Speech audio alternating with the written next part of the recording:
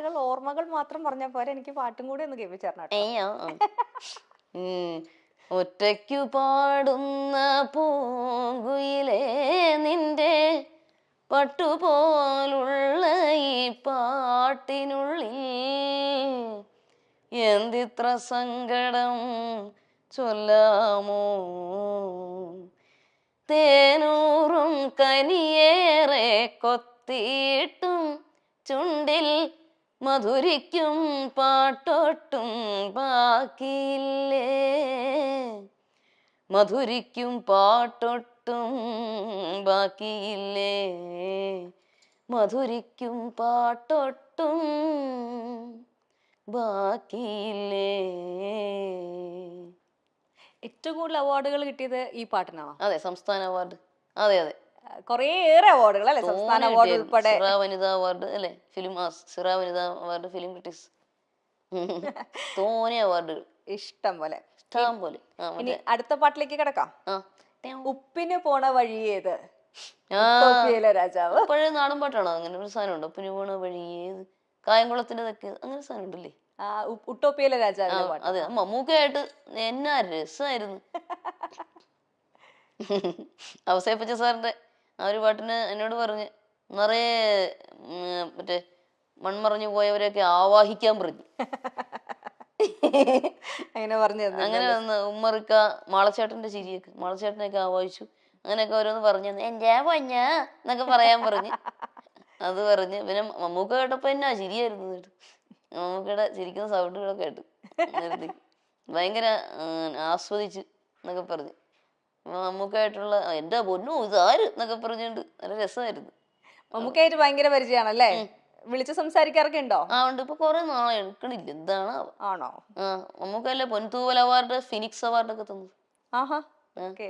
അങ്ങനെയൊക്കെ special connection. അതെ, cinema പാടുന്നതിന് മുമ്പ് തന്നെ ഫോണിലൂടെ സംസാരിക്കുമായിരുന്നു.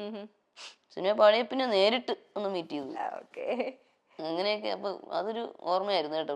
പിന്നെ മാളച്ചേട്ട് ആ ചിരിയൊക്കെ അതിലൂടെ കൊണ്ടുവന്നു, ആവാഹിച്ചു കൊണ്ടുവന്നു. സൂപ്പർ. അപ്പൊ ഇനി അടുത്ത പാട്ട് പാരുടയം അറിയമേ. പാരുടയം അറിയമേ ആദർശക്കായിട്ട് ഉള്ള അതൊരു ഓർമ്മയായിരുന്നു കേട്ടോ. അത് റിമി ചേച്ചി ഞാനും കൂടെ നല്ല രസമായിരുന്നു. റിമി ചേച്ചി ഞാനും മ്യാവ് മ്യാവ് ബൗ ബൗ ബന്ധമാണ്.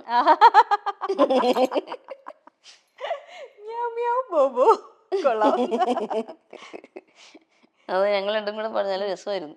പാരുടയമറിയമേ മിശിഹായെ തുണയ്ക്കണേ. അത് മാർഗം കളിയായിട്ടുള്ള.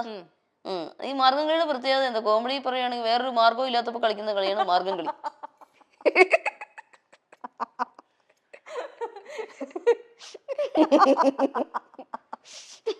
Thank you.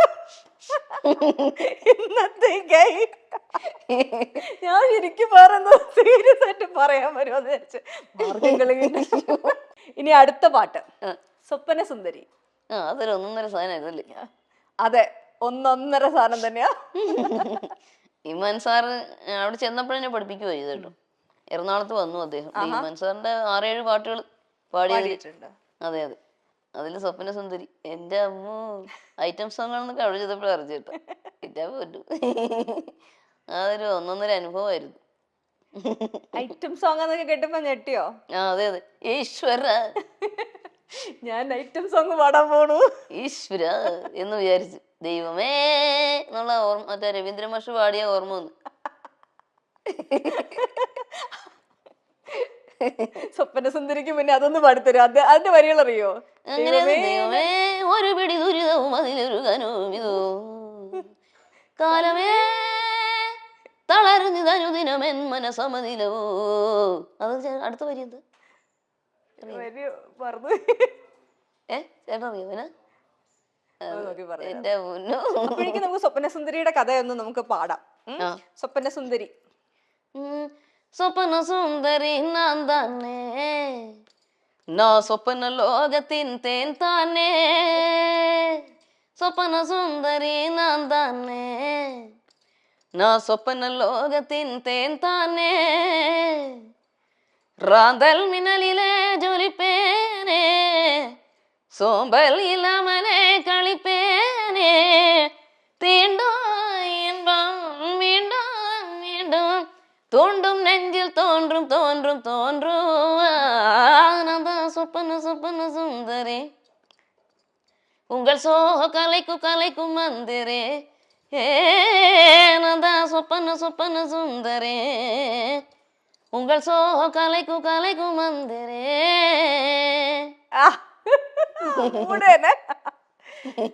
ഫാസ്റ്റ് പാട്ടുകള് പാടുമ്പോ ഉള്ള ഒരു ഫീല് വേറെ തന്നെയല്ലേ, ആ ഒരു എനർജി അതൊരു വേറെ അല്ലേ.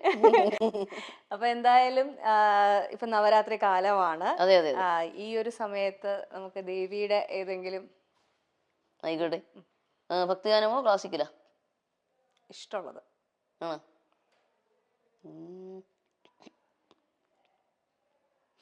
അത് ഞാൻ ദാസേട്ടന് എൻ്റെ സ്തോത്രപ്രിയ എന്നൊരു പാട്ട് TS രാധാകൃഷ്ണ സാറിന്റെ ഒരു ഭക്തിഗാനം ചെയ്തിട്ടുണ്ടല്ലോ. അതില് ദാസേട്ടൻ പാടുമ്പോ ഉത്രാട പുത്രന് മുന്നിൽ നിന്നാണ്, ഞാൻ പാടുമ്പോ ഉത്രാട പുത്രിക്ക് മുന്നിൽ നിന്ന് പാടണം, മുമ്പിൽ നിന്ന് പാടണം നമ്മുടെ. അപ്പൊ അത് പാടാം. സ്തോത്രപ്രിയേ നിൻ ക്ഷേത്രം പോകും ഉത്രാട പുത്രിക്കു മുൻപിൽ. വ്യത്യസ്തമായ ആലാപന ശൈലിയിലൂടെ മലയാളികളുടെ മനസ്സിൽ ഇടം നേടിയ ഗായികയാണ് വൈക്കം വിജയലക്ഷ്മി. അടുത്തിടെ പുറത്തിറങ്ങിയ അജയന്റെ രണ്ടാം മോഷണം എന്ന സിനിമയിലെ അങ്ങുവാനക്കോണില് മിന്നി നിന്നൊരമ്പിളി എന്ന ഗാനം ഹിറ്റ് ലിസ്റ്റിൽ ഇടം പിടിച്ച് മുന്നേറുകയാണ്. ഈ അവസരത്തിൽ തന്റെ ദാമ്പത്യ ജീവിതത്തിലെ പരാജയത്തെക്കുറിച്ച് പറയുകയാണ് വിജയലക്ഷ്മി. അദ്ദേഹം വേറെ വിവാഹിതനായി ജീവിക്കുന്നു എന്നാണ് അറിഞ്ഞത്. നമ്മുടെ വിഷമമൊന്നും അറിഞ്ഞു പെരുമാറില്ല. അച്ഛനെയും അമ്മയും എന്നിൽ നിന്നും അകറ്റാനാണ് നോക്കിയത്. അവരെ മാത്രമല്ല, എന്നിൽ നിന്നും എല്ലാവരെയും അകറ്റാൻ നോക്കി. നമ്മൾ അത് സമ്മതിച്ചില്ല. അതിൽ നിന്നും കരകയറാൻ സാധിച്ചു എന്നതാണ്. പണ്ടേ ഞാൻ അങ്ങനെയാണ്.